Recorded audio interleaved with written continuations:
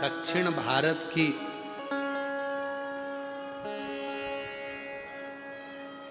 एक लड़की रत्नावती,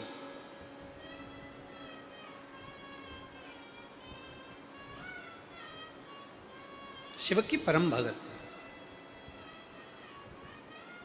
वृक्षों की पत्ती तोड़कर भगवान शंकर को चढ़ा देती। बैठी हैं यहां पर कई माताएं मेरी, कई जीजियां मेरी, जिनका एक नियम है, कई पत्ती तोड़ी शिव जी को, नहीं है बेलपत्र चढ़ा दिया।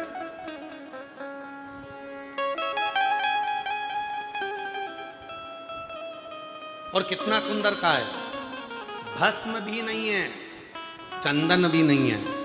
भगवान शंकर को देने के लिए तुम्हारे पास में अगर भस्म नहीं, चंदन नहीं, रोली नहीं, मोली नहीं, तो कहा अपने हाथ की 3 उंगलियां यदि देव अधिदेव महादेव को मात्र स्पर्श कर देते हो तो भी चंदन, रोली, अबीर और भस्म के बराबर हो जाता है। केवल अपनी 3 उंगलियों का स्पर्श मात्र भी हमें सुख देगा। स्पर्श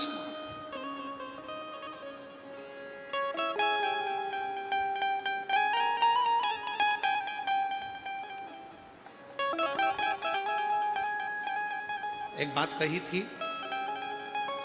जितनों ने भी सुनी होगी, शायद जिन्होंने सुनी होगी वह हाथ जरूर उठाना। एक बार हमने कहा था, शिव महापुराण के स्कंद पुराण के अंतर्गत काशी खंड में वर्णन मिलता है।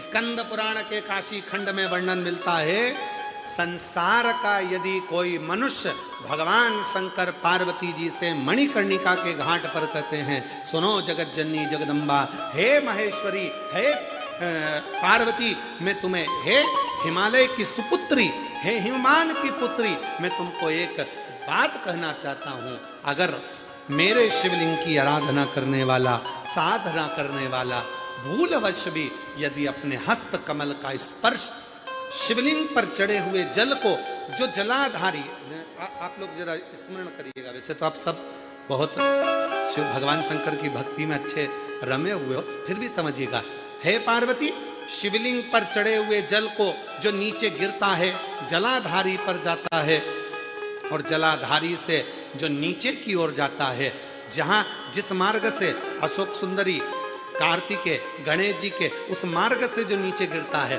और नीचे गिरने वाली जो जगह है, उस जगह पर यदि कोई शिव भक्त की हाथ की हथेली का मात्र स्पर्श हो जाता है तो वो संसार सागर में दूसरी बार जन्म नहीं लेगा।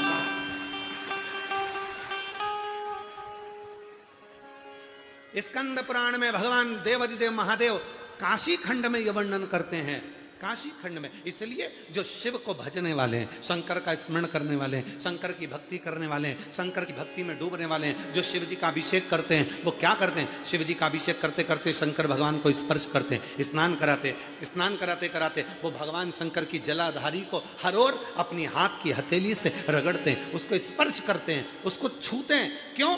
क्योंकि ये संसार सागर से हमारा दूसरा जन्म, इस संसार सागर में हमारा दूसरा जन्म, इस संसार सागर में फिर हम जन्म ना ले, इस संसार सागर में हम बार बार जन्म ना ले। पुनरपि जननम पुनरपि मरणम, जन्म और मृत्यु के प्रपंच से हम छूट जाए।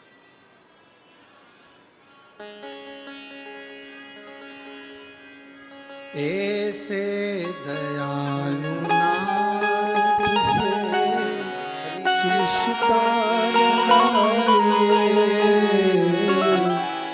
ऐसे दयालु नाथ से रिश्ता बनाए,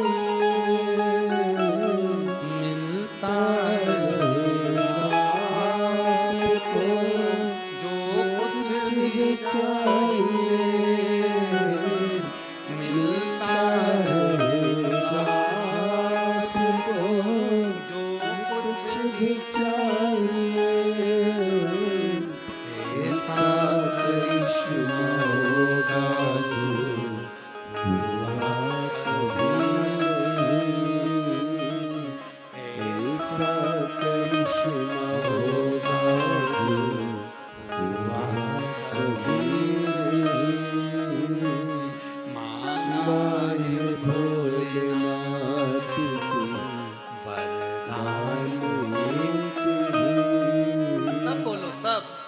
कार्तिक मास का महीना है, पुरुषोत्तम मास है।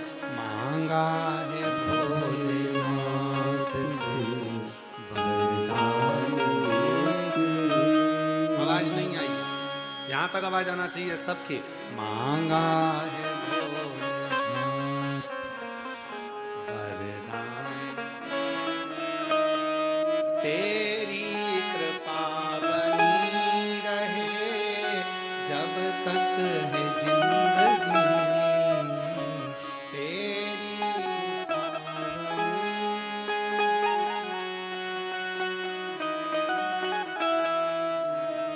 तेरी कृपा बनी रहे जब तक है जिंदगी, तेरी।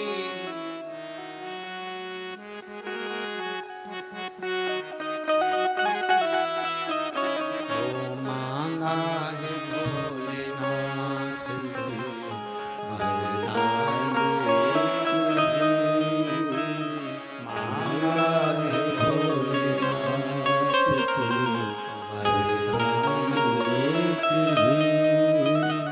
तीनों पंडाल की आवाज आना चाहिए। तेरी कृपा जब तक है जिंदगी, तेरी कृपा जब तक है जिंदगी, मांगा है भोलेनाथ से वरदान एक ही, मांगा है भोलेनाथ से वरदान। ज्यादा कुछ नहीं चाहिए, बस तेरी कृपा बनी रहे, तेरी करुणा बनी रहे, तेरी उदारता बनी रहे, तेरी दया बनी रहे और तू कृपा करता रहे। इससे ज्यादा हमको कुछ नहीं चाहिए, इससे ज्यादा हमको कुछ नहीं चाहिए।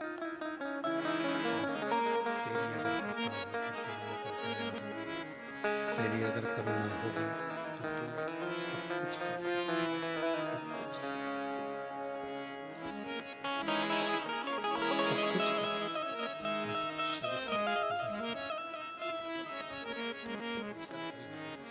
शिव से वही मांगो, भगवान शंकर से बस वही मांगो, ज्यादा नहीं चाहिए। कृपा।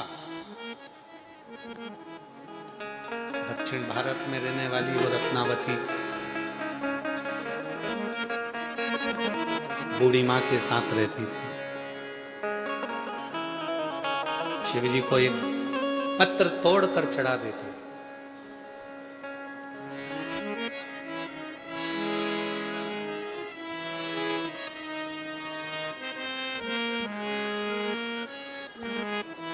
बहुत सुंदर परिवार मिल गए, बहुत सुंदर।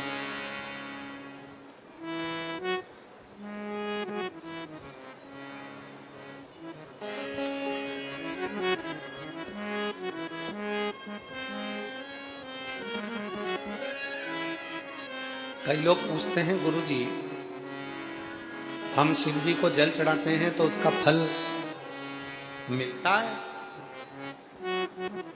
हमने कहा लकड़ी को देखा है तुमने? लकड़ी को, लकड़ी जलती है, धुआं होता है, धुआं हुआ, मच्छर भाग गए, कीड़े भाग गए, फिर वही लकड़ी जलकर अंगारा बन जाती है, रोटी सिक जाती है, सब्जी बन जाती है, भाजी बन जाती है, सब्जी भाजी बनकर तैयार, रोटी कड़ी बनकर तैयार। और फिर वही अंगारे जब ठंडे हो जाते हैं, राख बन जाते हैं, राख बनकर वो राख बर्तन मांजने के काम आ जाती है, बर्तन साफ हो जाते हैं, बर्तन क्लीन हो जाते हैं, वो राख बर्तन मांजने के काम आती है। ध्यान देना, लकड़ी जली, धुआं बनी, मच्छर भागे, कीड़े भागे, लकड़ी जली, अंगारा बना, भोजन बना, लकड़ी जली, राख बनी, बर्तन मांजने के काम आई। उसी तरह जैसे लकड़ी अंत तक भी काम आती ही रही, उसी तरह संसार में आने के बाद अगर कोई एक लोटा जल शिव के मंदिर में चढ़ाना प्रारंभ कर देता है तो उसके मरते दम तक वो जल एक ना एक दिन काम आता ही रहता है। उसके अंतिम श्वास तक वो जल काम आता ही रहता है। उसके अंतिम क्षण तक वो जल काम आता ही रहता है। अंतिम श्वास तक वो जल काम, अंतिम श्वास।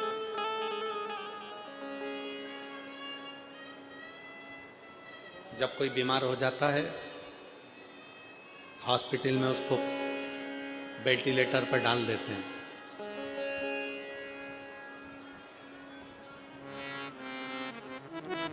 तुम्हारा कोई परिचित, तुम्हारा कोई रिश्तेदार, तुम्हारा कोई पहचान वाला हॉस्पिटल में भर्ती हुआ, उस वेंटिलेटर के पास में, उस आईसीयू में, उस वेंटिलेटर के पास में घर के कितने लोग रहते हैं? जम के बोलो जरा जल्दी से। किसी को रखते हैं घर में? नहीं, सबको बाहर। चलो, मरीज है ना अंदर, डॉक्टर अपना काम कर रहे हैं, सिस्टर अपना काम कर रही है, चलो बाहर निकलो, सब बाहर निकलो, मिलने का समय है, इतनी बजे मिलने आना, चले जाना। पर बाकी के किसी को अंदर आने नहीं देते, किसी को अंदर नहीं आना देते। चलो बाहर निकलो, चलो बाहर निकलो। केवल डॉक्टर है, सिस्टर है। और महाराज शिव पुराण की कथा कहती है डॉक्टर अपना काम करेगा, सिस्टर अपना काम करेगी, और तुमने जो एक लोटा जल शिव जी को चढ़ाया है, तुमने जो भगवान शिव को एक लोटा जल समर्पित करा है, तुम्हारे अंतिम क्षण में, अंतिम पल में, तुम्हारे दुख की घड़ी में वो एक लोटा जल तुम्हारे पलंग के पास आकर खड़ा हो जाएगा और तुम्हारा साथ देना प्रारंभ कर देगा। तुम्हारा साथ देना प्रारंभ कर देगा वो एक लोटा। और अंत समय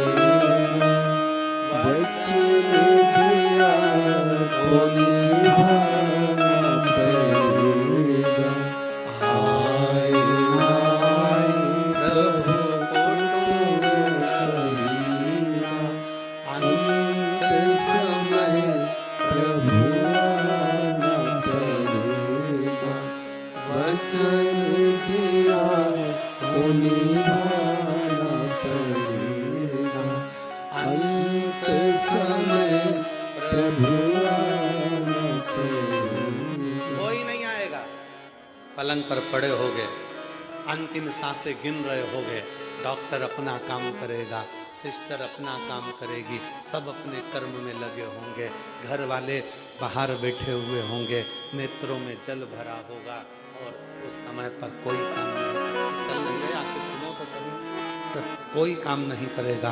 तब काम करेगा तो तुम्हारा किया गया भजन और तुम्हारा दिया गया एक लोटा जल ही काम करेगा। और वो जो काम करेगा वो कोई नहीं कर सकता। वो जो काम करेगा वो जीवन की सार्थकता सिद्ध कर देगा। वो जो काम करेगा वो जीवन का सुख आनंदित करेगा। वो जो काम, कोई काम नहीं।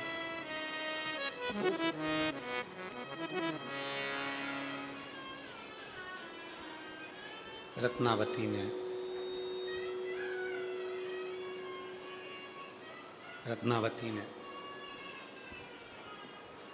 पेड़ों की पत्तियों को तोड़कर शिव जी को चढ़ाना प्रारंभ करा, भगवान शंकर को चढ़ाना प्रारंभ करा। उसका नियम था, उसका क्रम था।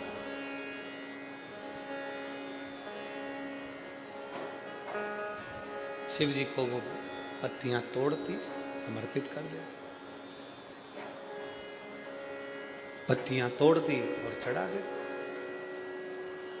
कोई एक नियम, कोई एक नियम अपने जीवन में धारण करें। आप जानेंगे कि उस नियम के चलते आपके जीवन में कितना बदलाव हुआ। नियम के चलते एक गुरुजी ने एक चेले को एक नियम दिया कि तू एक नियम ले, कोई सा भी ले। चेले ने कहा कौन सा नियम लूं? मंदिर जाने का नियम नहीं लूंगा, मेरे पास टाइम नहीं। शिव जी को जल चढ़ाने का ले ले, नहीं मैं जल चढ़ाने का भी नियम नहीं लूंगा, मेरे पास टाइम नहीं।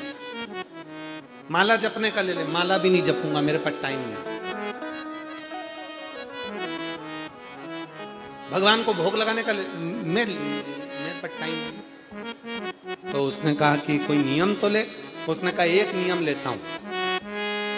मेरे पास में मेरा पड़ोसी रहता है, कुम्हार है, मटका बनाता है। उसका मुंह देखूंगा सुबह सुबह, जब तक नहीं देखूंगा तब तक भोजन नहीं करूंगा। ठीक है, कोई तो नियम ले। और उसने नियम लिया कुम्हार का मुंह देखने का, और रोज कुम्हार का मुंह देखता, भोजन करता, कुम्हार का मुंह देखता, भोजन करता। आज घर आया और घर आने पर मालूम पड़ा कुम्हार ही नहीं है। तो पता करा कहाँ गया, तो क्या मिट्टी खोदने गया। अरे बाप रे, मुझे तो भूख लग रही बहुत तेज, अब करूं तो करूं क्या, अब करूं तो करूं क्या। ढूंढने के लिए गया, उसके घर गया। कुम्हार कहाँ गया, तो क्या ये दक्षिण दिशा में गया। दक्षिण दिशा में गया उसको ढूंढने के लिए, और जैसे ही गया कुम्हार मिट्टी खोद रहा था। मिट्टी खोदते खोदते इतने में कुम्हार को मिट्टी के नीचे से सोने का हंडा मिल गया। जैसे ही हंडा मिला, इसने मुख देखा उस कुम्हार का और चिल्लाकर बोला, देख लिया। जैसे ही बोला देख लिया, बोलते से ही भाग गया। कुम्हार को लगा इसने सोने का हंडा देख लिया। कुम्हार ने मिट्टी में सोने के हंडे को दबाया, दौड़ा उसके पीछे और दौड़ते दौड़ते उसके घर पहुंच गया। भैया भैया, मैं तेरे हाथ जोड़ता हूं, तो किसी से मत कहना, एक काम कर, आधा मेरा आधा तेरा। तो उसने पूछा, भैया किस बात की बात कर रहा है? मैं तो तेरे मुंह की देख की बात कर रहा था। मेरे गुरुजी ने वचन लिया था कि एक नियम पालना, और मैंने नियम पाला था तेरा मुख देखने का। मुझे नहीं मालूम कि तुझे सोने का हंडा मिला। और देखो आखिरी में आधा सोने का भाग उसको मिल गया, आधा कुम्हार, सोना बढ़ गया। केवल एक नियम हम अपनी जिंदगी में लेते हैं तो उसका फल हमको जरूर मिलता। एक नियम हम अपनी जिंदगी में लेते हैं और वो नियम सार्थक हो। एक